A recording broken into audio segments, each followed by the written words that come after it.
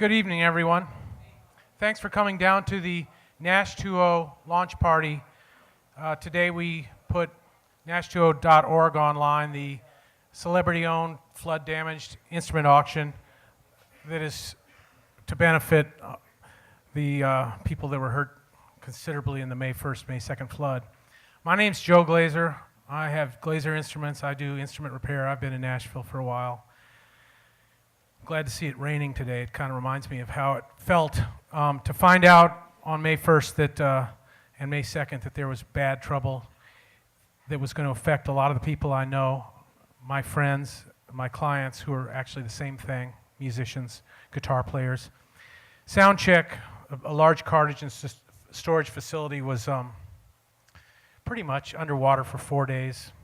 Hundreds and hundreds of square yards of stuff was damaged, and as it came out, or as people started to anticipate the fact that it was going to, all this gear was coming out, I started getting phone calls from my friends and my customers, from Chris Lusinger, from Brent Mason, from Vince, Brad Paisley, all these people that I've come to have a close relationship with, who have come to have close relationships with their instruments.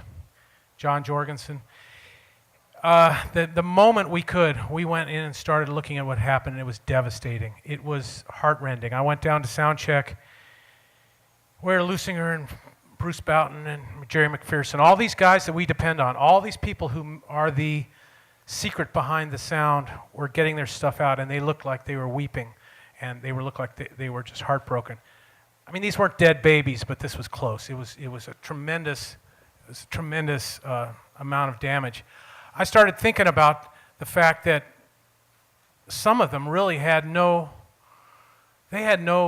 other way to turn. They had no insurance. They had put all their savings into instruments because these were their tools. This was a great way to set up their retirement, and they had not bothered with insurance because everything was stored in what seemed like logically it was an impermeable place. They hadn't really thought about it. In day one or day two, as we were wandering around, as I was in some of the warehouses looking at this stuff, talking to Vince and Keith Urban and Brad Paisley and Peter Frampton, and a lot of these people who stored their stuff here, it occurred to me that there were parts, if nothing else, there were guitar parts on these instruments, and we ought to preserve them. This is what I've spent my life doing, preserving stuff. And I thought about the fact that maybe we could actually turn some of this stuff into valuable, historical memorabilia and turn it into something that would help other people. Ironically, in the last 5 years or 10 years, people have spent a lot of time trying to make instruments look old, just the way they try to make blue jeans look old. And all the stuff that got river relicked on May 1st had a certain appeal, even damaged. I talked to Bruce about this. I did my sanity check with him. I said, Bruce, what about doing this? And he said, well, this would really help a lot of people. And we started planning it.